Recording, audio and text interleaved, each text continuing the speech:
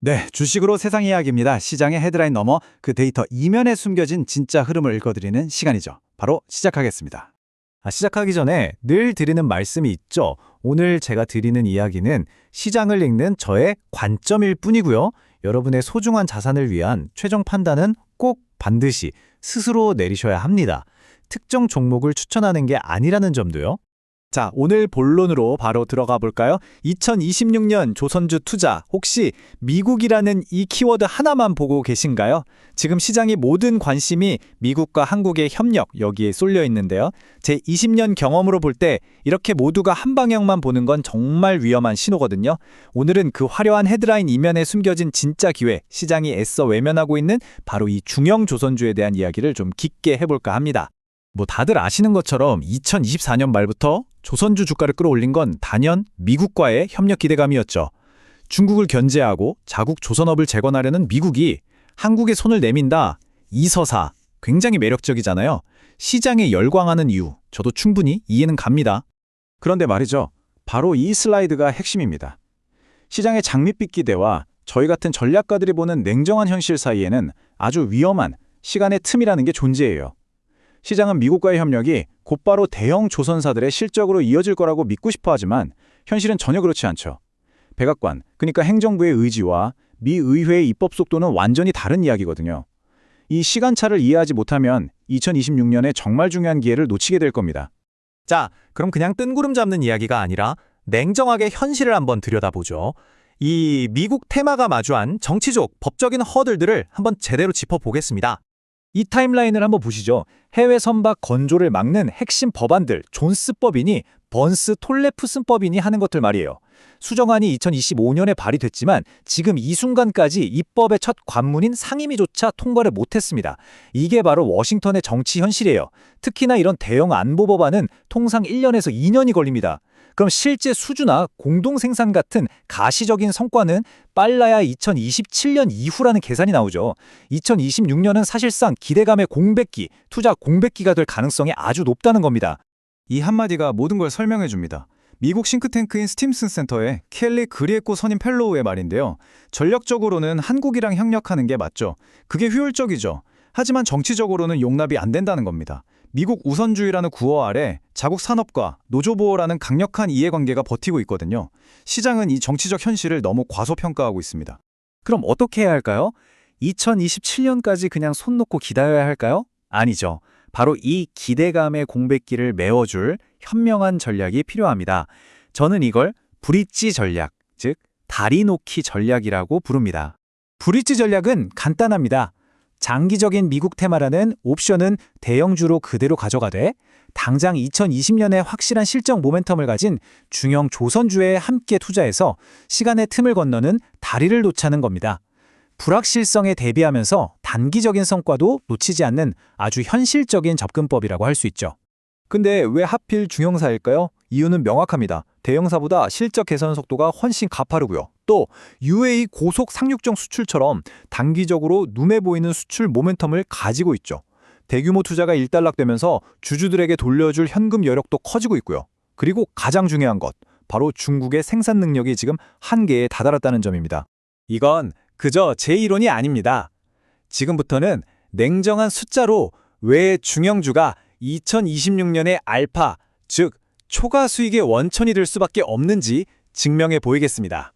이 점을 정말 강조하고 싶습니다. 지금 글로벌 중형선 시장에서 중국 조선소들의 도크, 그러니까 배를 만드는 공간인 슬롯이 2028년까지 꽉 찼습니다. 완판이에요. 이게 무슨 의미일까요? 배를 발주하려는 선주들이 돈을 싸들고 와도 중국은 더 이상 만들어줄 수가 없다는 뜻입니다. 그럼 선택지는 단 하나, 한국의 중형사들 뿐이죠. 이건 가격 협상력에서 절대적인 우위를 가져다주는 그야말로 시간이라는 이름의 해자입니다. 누구도 넘어올 수 없는 성벽인 셈이죠. 자, 첫 번째 숫자 증거를 보시죠. 무려 772.9%입니다. 이게 뭐냐면 HJ중공업의 25년 4분기 신조선 부문 영업이익이 바로 전분기 대비 이만큼 폭증할 거라는 전망치입니다. 이건 단순한 숫자가 아니죠. 2024년에 비싼 값에 수주락던 컨테이너선 물량이 드디어 실적으로 찍히기 시작했다는 아주 강력하고 분명한 신호탄인 겁니다. H해중공업의 투자 포인트는 세 가지로 딱 요약됩니다. 첫째, 2026년 신조선 매출이 66% 성장할 것으로 예상되는 이 압도적인 실적. 둘째, 이미 미 해군 군수지원함 유지보수 MRO 사업을 성공적으로 수행하면서 미국 시장 진출의 발판을 마련해뒀다는 점. 마지막으로 UAE로의 고속상륙정 수출이 임박했는데 이 분야는 마땅한 글로벌 경쟁자가 없어서 수주 가능성이 아주 높습니다. 자, 다음은 대한조선입니다. 시장에서 정말 보기 드문 현상이 나타났어요. 지금 바로 운항에 투입할 수 있는 중고 탱커선 가격이 새로 주문해서 2, 3년 뒤에나 받을 수 있는 새 배의 가격을 넘어섰습니다. 이게 2007년 조선업 슈퍼사이클 이후 처음 있는 일이에요.